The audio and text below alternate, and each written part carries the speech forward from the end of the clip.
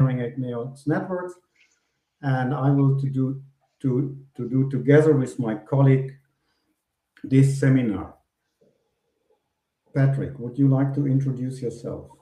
Absolutely. Thank you very much, Stefan. Yes, my name is Patrick Nixdorf, and I'm part of the solution engineering team from Stefan.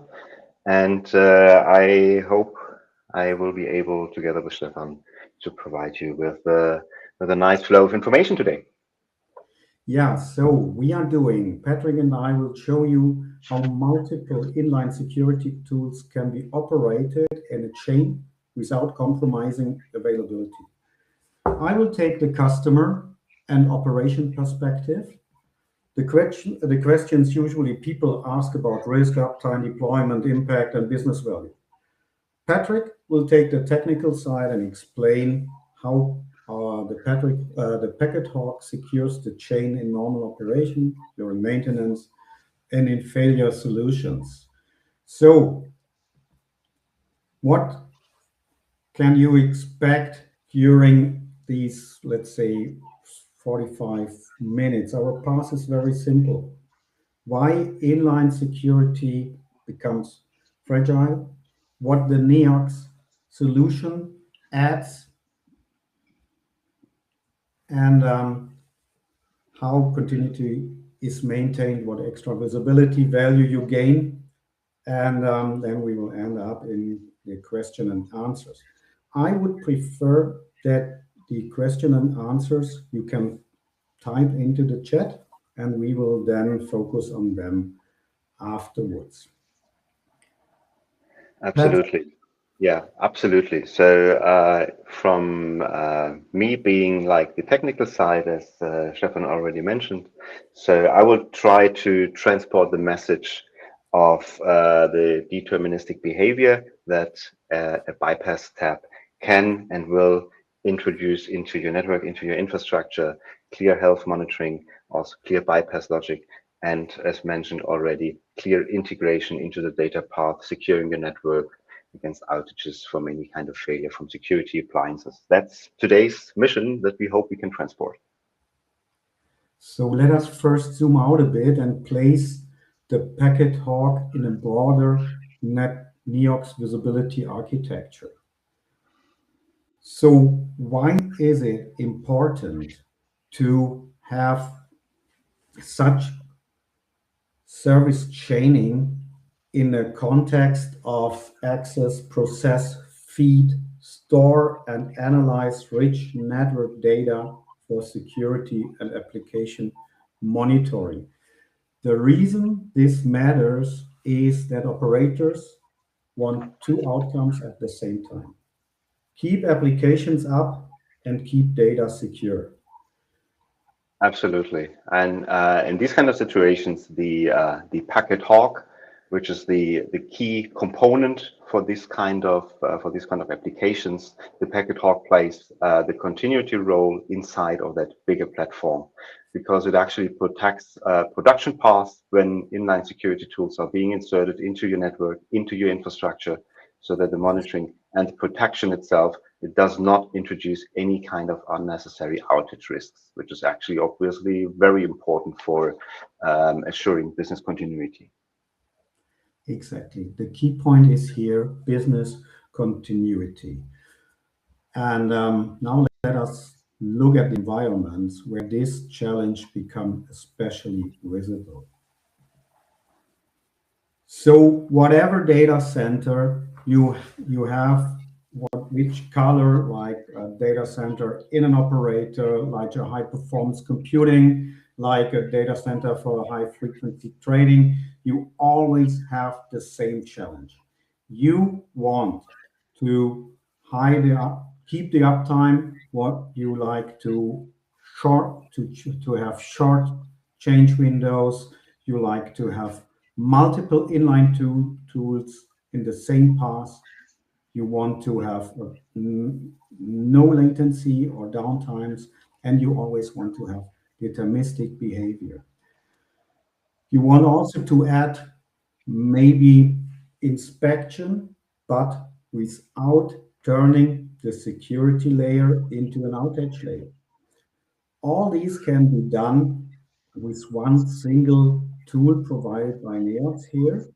And of course, you always want to have the visibility up and running.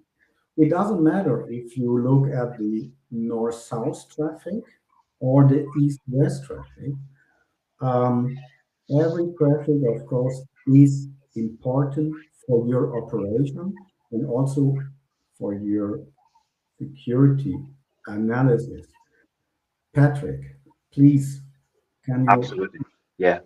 Sure. So we were now, since we're talking a few minutes already about the so what we want to achieve with a security chain. What is the outcome, or what the from a high level perspective, what the desirable outcome is.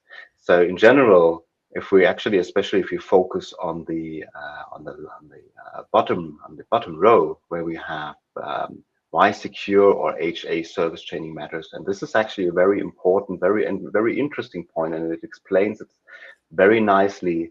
So obviously, service chaining itself, it allows you to insert tools, and they can also fail safely without introducing any kind of point of failure, and allowing you to maintain the production continuity.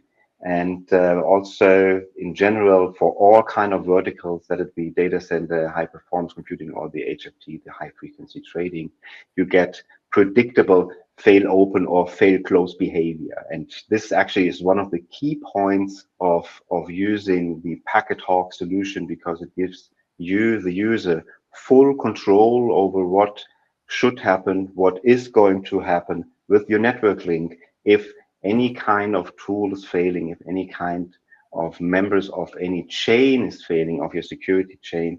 It gives you full control, making any kind of non-regular situation absolutely predictable. And this is one of the key points of why security chaining actually matters.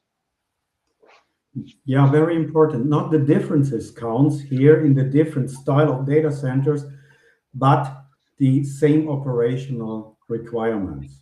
Absolutely. Inline security must not create latency, outages, or rigid maintenance windows.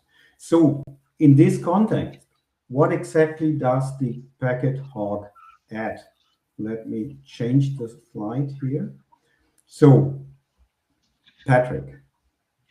Yes. So what we see here is a real picture of our Packet Hawk bypass solution.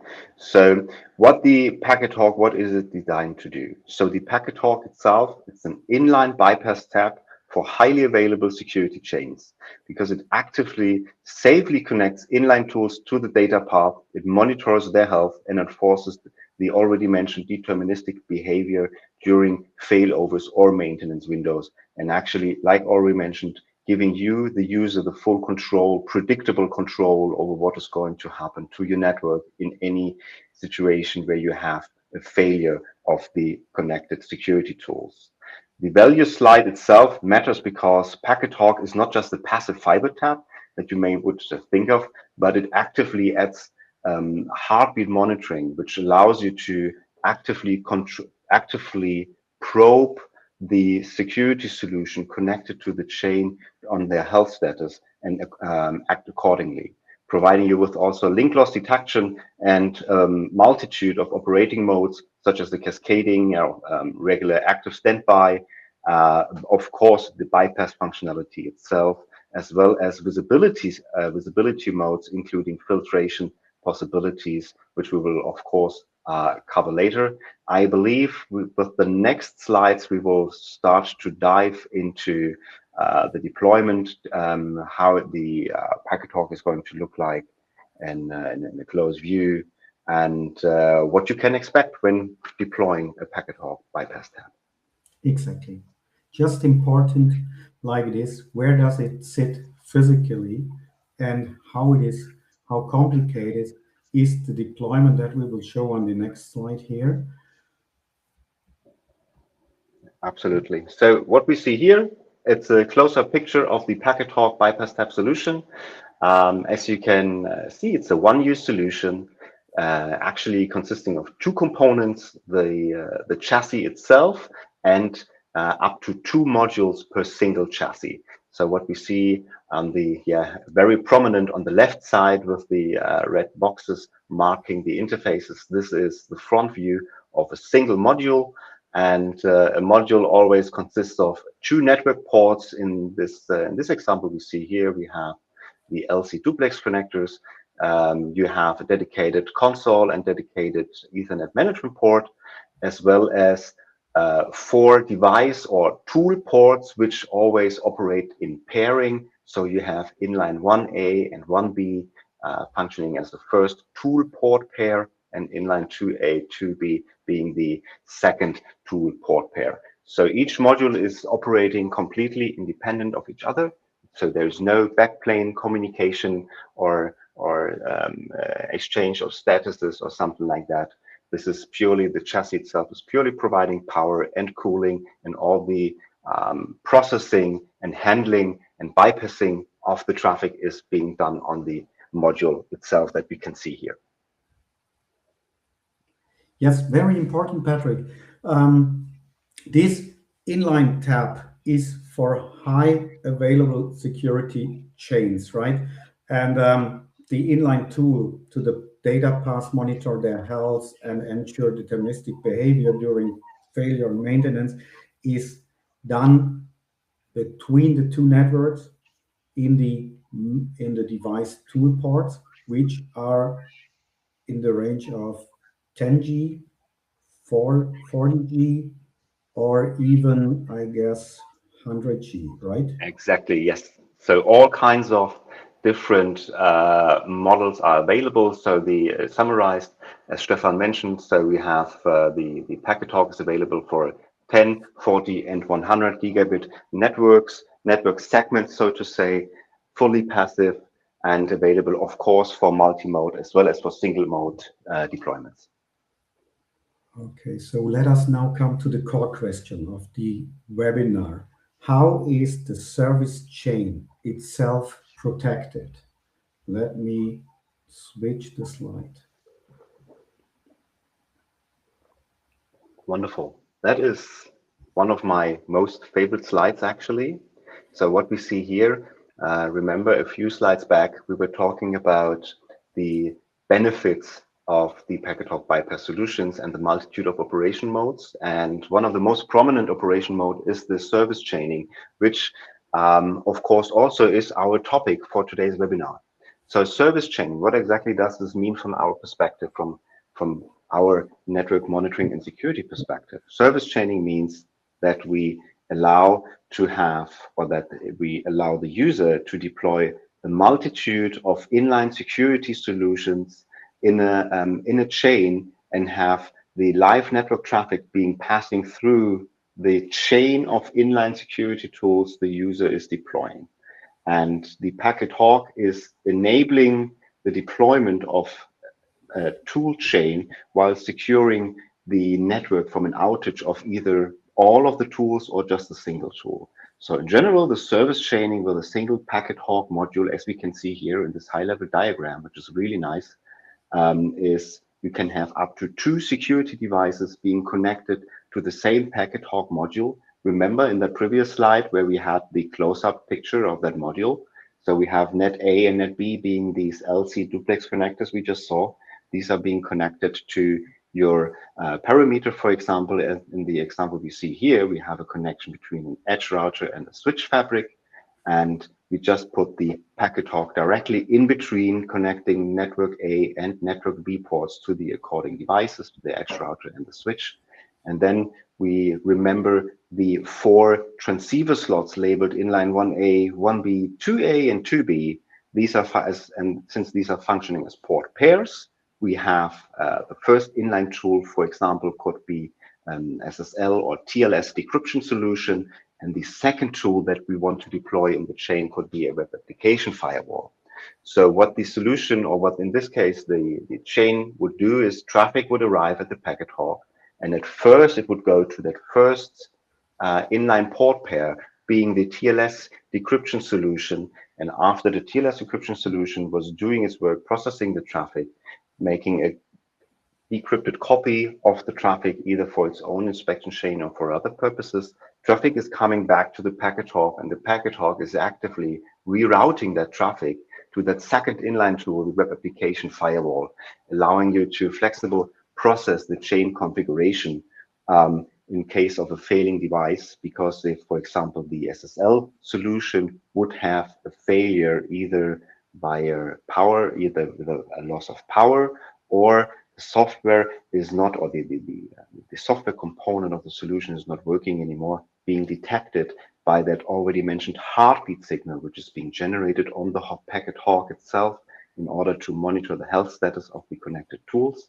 And if either one of these is failing, you, the user, will get full control over what should happen, should it be fail open or fail close, and therefore jumping over that first tool and redirecting the traffic only to the web application firewall, or closing the chain itself completely in order to always have full availability of traffic in the network environment where the packet hog is being located at.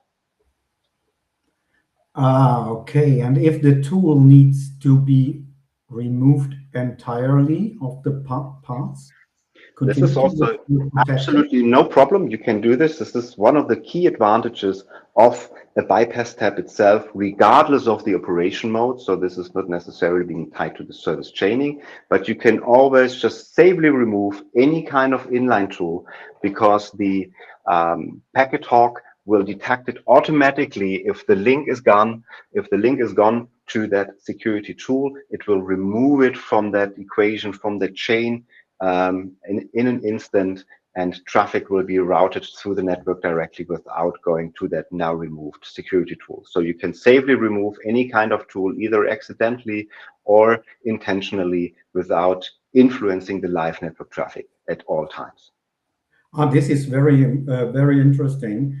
Can I do either it from some kind of management console, or can I just drop the cable?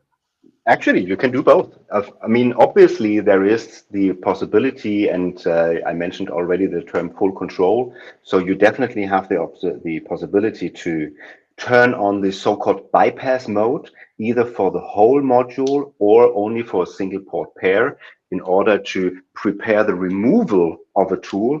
But if as an urgent situation comes in or the device itself is failing, you can also just remove the device physically from the packet hog module, and it will automatically bypass this tool. So you can do it either via the web UI, over the web UI, or via SSH, CLI, or plain just remove the cable, and that's it.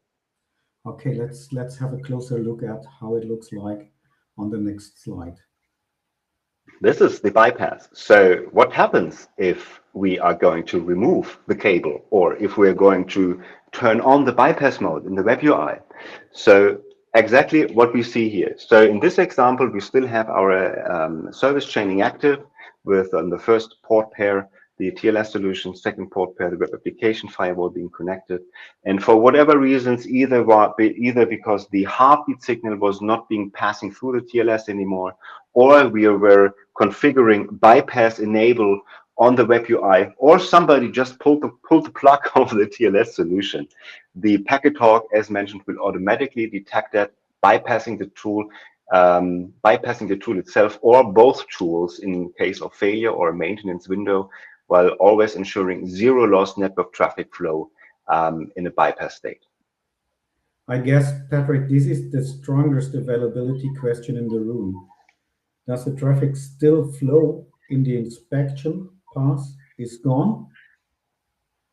So if the inspection path is gone, so in this situation, even in this situation where we only have like a single unit of that inspection chain or that service chain is being removed, even then you would get the full control. Do you want to disable the whole inspection chain and have the traffic being bridged between network A and network B immediately without any kind of packet loss? Or do you want to continue with your now so to say, reduced service chaining consisting only of the web application firewall now. This kind of control you will always have. You can always predefine what should happen at any point of at or at any at any in any situation of that service chain. So to answer your question, regardless if the service chain is still present or not, traffic will always be flowing between network A and network B. You will always have full control and full visibility. And what happens, dear Patrick, if the power, for example, loss on the packet hot appears? That's a very good question. So if the packet hawk itself is losing power, which of course is also one of the failing scenarios, sure, not only a tool can have a power failure, but also the packet hawk itself can also have a power failure. We are also prone to that. So what is going to happen?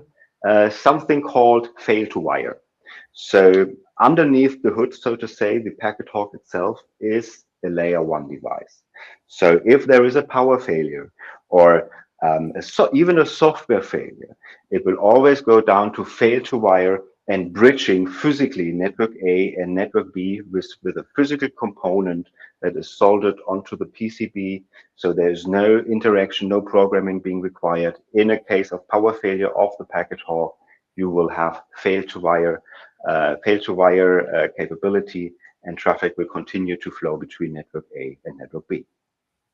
Have you already explained what happens if some tool comes up after a failure? After What will failure, happen? even then, remember that term control I like to use quite often now. Mhm. Even then, you have the control. If the tool, for example, to stay on this slide, we see we have the TLS solution failing. In case this TLS solution is coming up again and is live, and that heartbeat is going through again. So from a health monitoring perspective, the packet hawk decides this tool looks good. You can still decide, do you want to have it automatically being put back into that service chain, or do you want the user to have to manually allow it to be part of that service chain again? So if the tool comes back live again, so to say, you can still control, do you want to have it being put back into this chain automatically, or do you want to manually allow it? This is a clean fail-safe principle of the architecture, right? So after now the continuity foundation, let's say like this is clear, we can go to a broader and wider scope and more complex chains. We have prepared the next slide exactly for this.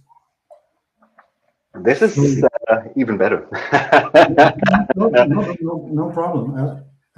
At this point, a simple chain become a real platform architecture, right? Here, Absolutely. yeah, let's talk a little bit about how we can even go with more than two devices. Yeah, absolutely. So you may have already thought about that the quote unquote limitation when it comes to that service chaining is being that you can only connect up to two inline tools to a single packet hawk module purely because of the limited amount of ports.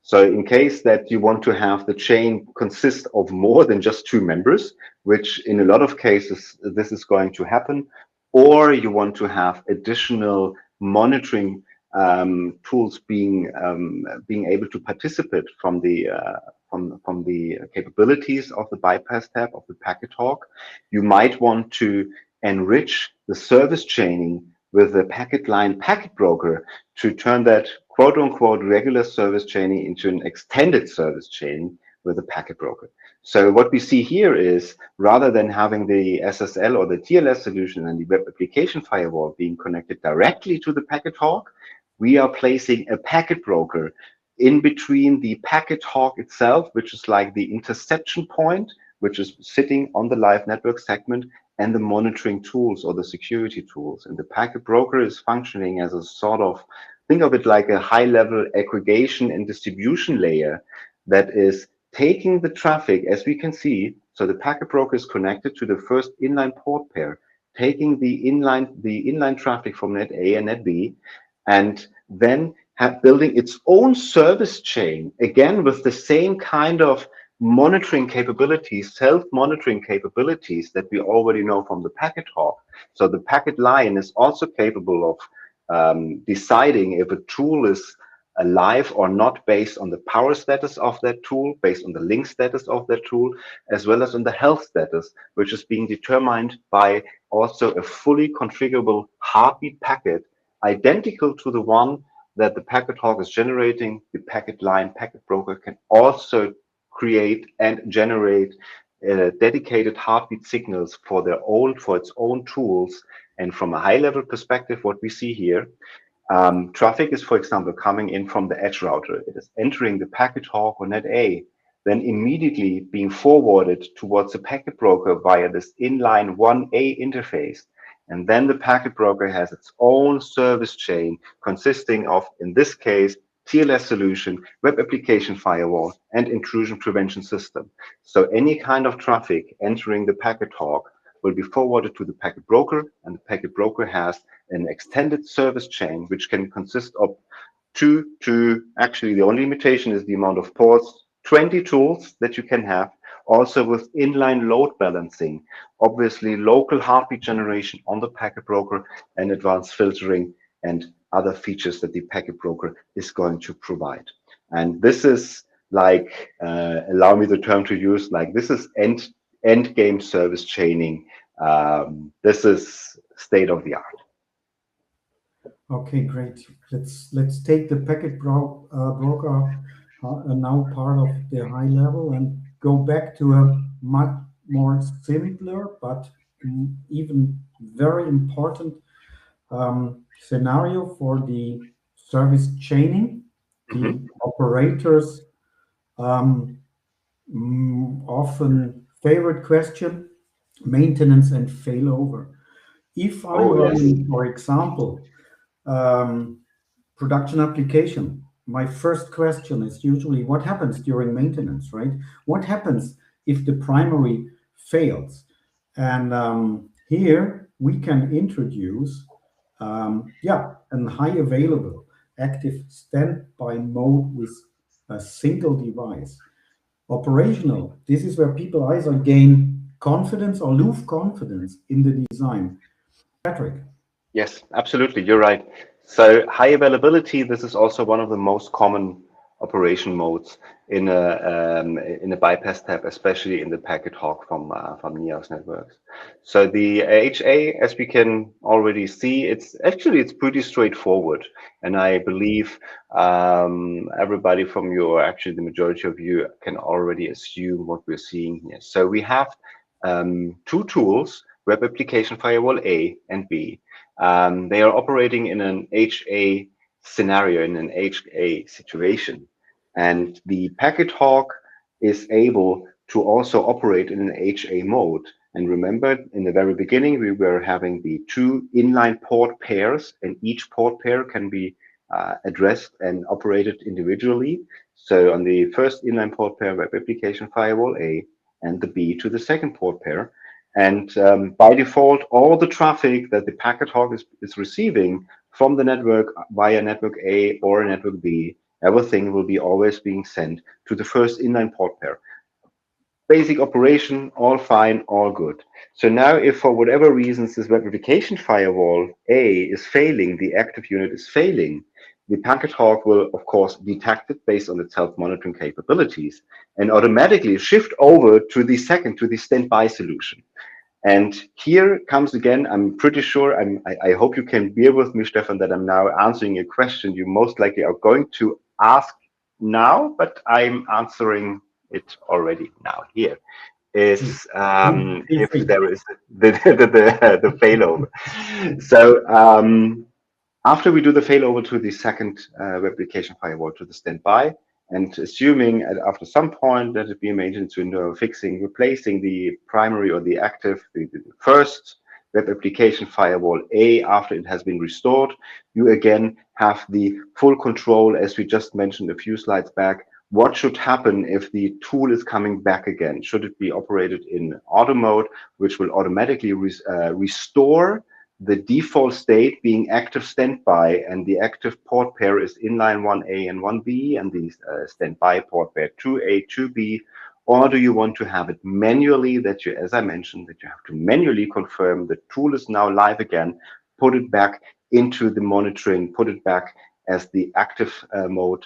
And you also get the possibility to either turn off or on sticky mode. Sticky mode means if the web application firewall B is now taking over, it would become in an enable sticky mode, it would become the now primary, the active device, waiting for the secondary device to take over if it's going to fail. Yeah, thank you so much. Resilience is one benefit of the network entity here, but visibility is is the next one. Let us have a quick look at the visibility. Uh, yeah, very often customer do not only wait. It was a little bit too fast. Visibility, customers do not only want traffic protection, but they also want to see the traffic for monitoring of forensics. Where is our value at here? So in this, where the architecture starts delivering more than only resilience, but also yeah, Yeah, monitoring. this is showing a feature which, depending on if you are already familiar with bypass tabs and with the other options out there on the market, this feature we see here, this is a very unique feature to the Packet Hawk.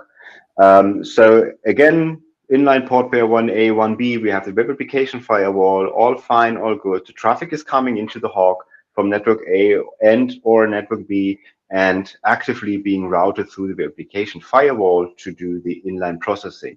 Now, at the very same time, you might want to have an additional so-called out-of-band monitoring.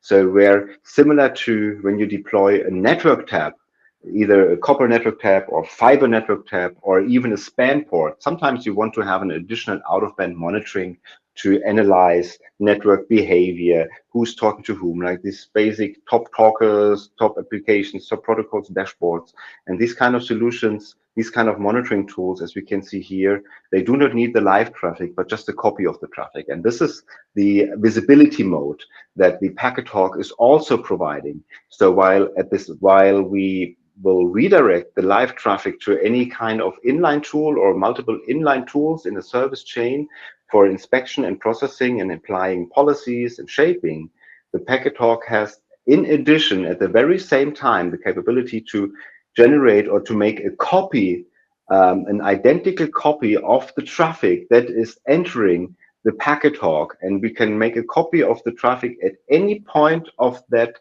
processing chain, meaning we can make a copy of the traffic when it's entering the Packet Hawk, or we can make a copy of the traffic after it has been processed and before it's being sent back into the network. We can make a copy of the traffic, and as we can see in this high-level diagram, the monitoring tool, the out-of-band monitoring tool, is getting an identical copy, an aggregated copy of the traffic that is entering network A from the edge router, as well as from network B, from the switch fabric, from the network, from customers network. And we are making a copy of the traffic and feeding it into the monitoring tool for passive out-of-band monitoring, retrospectively taking a look at the traffic, and at the same time feeding the web application firewall with the live actual traffic from that segment. Yeah, so plenty of, let's say, modes how to aggregate the traffic. We have always another operator questions coming into the light, right? What if we have already a network tool here between net A and net B? Can we also filter which traffic goes where? That is always, I guess, a question. The answer is Absolutely. short. It is yes, It right? is, yes. Yeah. And this is actually it's coming in handy if because in most of the cases is when we're talking about the visibility mode, the monitoring tools have limited processing capabilities, and sometimes you do not want to feed all the traffic into a monitoring tool because you're not interested in all the traffic, or you could overload it. And for this for these kind of situations, and from for many, many more situations, we have additional inline filtering capabilities that allow you to define what kind of traffic should be sent to the inspection chain, should be sent to an inline tool, or should be sent to an out-of-band monitoring tool. So by default, obviously, everything that is entered, all the traffic that is entering the packet hawk will always be sent through the inspection chain through the attached inline tools. However, if you want to be more granular, you get the possibility to apply filtration from layer 2 to layer 4 and deciding what kind of traffic, what kind of parts of the network traffic should be sent to the inline tool, should be sent to the inspection chain, while the remaining traffic will just stay on the wire and will not go into the inspection chain. It will just pass through uninspected, so to say, and will just stay on the wire. And obviously, this is done in hardware. There is no software component that is adding additional cycles or latency when you want to apply filtration. This is all done in hardware.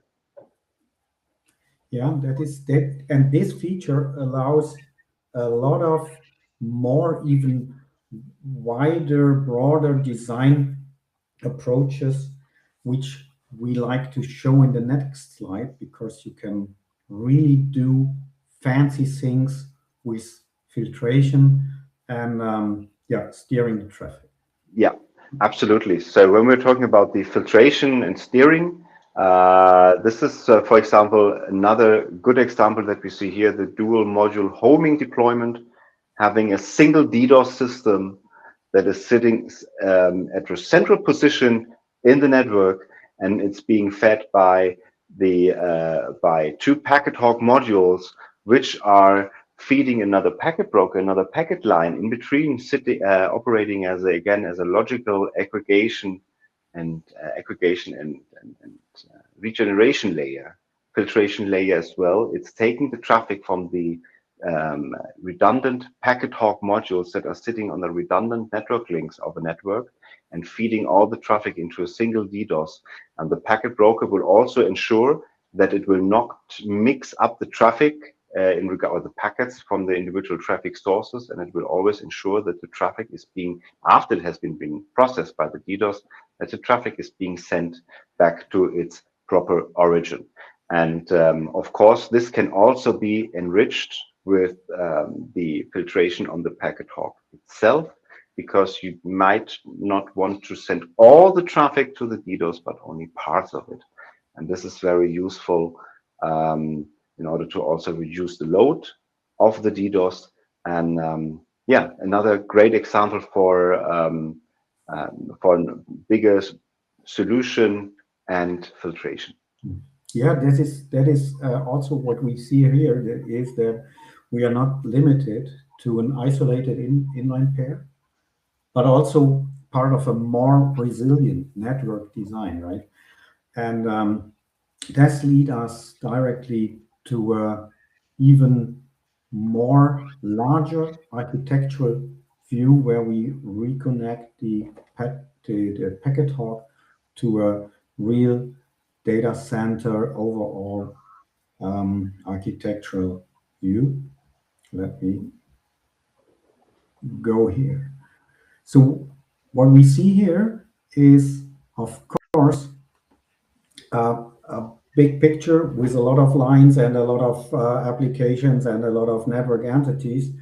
But it is useful because it puts the network, the packet hawk, which is the orange one here, into the full architecture.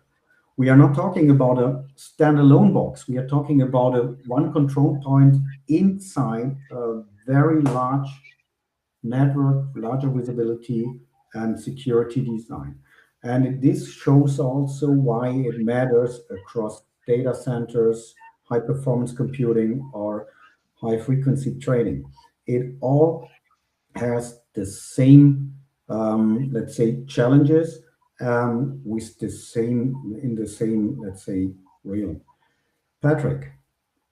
Absolutely, yeah. This is a great picture because it shows from a very high level point of view the placement of key components that are being required in order to deploy a fully fledged network monitoring and security platform. So at any point, we are enabling, for example, NOCs or SOCs with the equipment, with all the key components. So obviously, as you already mentioned correctly, so these orange yellow boxes at the bottom, these are the packet hawk bypass tabs that we were talking about in this webinar. And along with packet ravens modular tabs, we can see slightly above, sitting at the TOR switches at the top of the rack switches, as well as the virtual tabs and virtual packet brokers sitting at the very top in the virtual environment. All of these are feeding the brokering layer, which remember when I mentioned the high level aggregation and load balancing layer. This is packet line, packet broker being managed, capable to be managed by a central management system, the packet director, feeding into the packet shark for encryption or decryption, packet processing being done by the packet wolf for deduplication and advanced packet processing. Then finally feeding into a full packet capture system to retrospectively analyze the traffic, any kind of traffic, and at the same time feeding the tool rail while always being 100% vendor agnostic. This is very important. So at least from my point of view, the fully vendor agnostic behavior of all the key components we see here from our portfolio, they always operate and interact with any other tools as well, obviously. Okay, let us, with that big picture in mind, let us close and go to the 3 takeaways. So if I have to sum up the webinar, of course, in 3 pillars, let's say it like this, we talked about this safe integration of inline tools. We showed higher availability in the production path. And I hope you got also to see the better maintainability for operations, right? And the easiest step and straightforward, we would go next for a architectural workshop to map the actual chain, explain the failure policy. Then, of course, you are all invited for a live demo of the monitoring and the failover behavior, and then evaluate or validate how it fits up and in your bandwidth and in your operations, right? That is, let's Yeah, say, from the operational point of view, how such a tool could be implemented in your network to help to achieve your operational goals. Patrick. absolutely. Yeah. I am always eager to provide live demos. So we can also, if at any point you might want to share some high-level diagrams and your general scope of security deployment you're going to you're planning. Kindly, yeah, feel free to always get back to us. We love to go into conversations with all of you and do some designs and yeah, also doing live demo, because at the end of the day, show don't tell is one of the key facts that makes us confident. Exactly. Seeing is believing, right? And what we are providing here, that means deterministic failover, clear health monitoring, and also flexible operation nodes for Yeah, the very different security architectures we have shown in the demo here. With that in mind, let us move to your questions. So,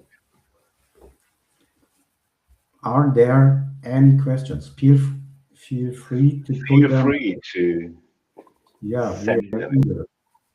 We are eager. We have the first one. What happens if the packet hawk fails in regards to power loss? This is like I think we briefly covered it, but now this is a very good chance for me to emphasize this again, because it's important to know that similar like a network tab, the packet hawk is a layer one device.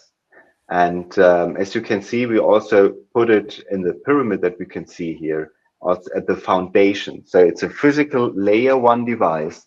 And in case of a power loss of the packet hawk, you will have a full fail to wire capability. That means the traffic or the traffic between network A and network B will always be bridged immediately upon power loss of the packet hawk. Or if you manually configured it via the web UI or SSH CLI beforehand, make it fail close. So this is something you get full control, and the behavior is a pure physical behavior. So power loss will result in either, and this is the default setting, either in a bridged network A, network B communication, and having the packet hawk fully transparent sitting on the wire, or closing the connection down at all. But this is purely upon explicit configuration change from the user. Already second questions, I love it. Can we also filter what goes into the tool?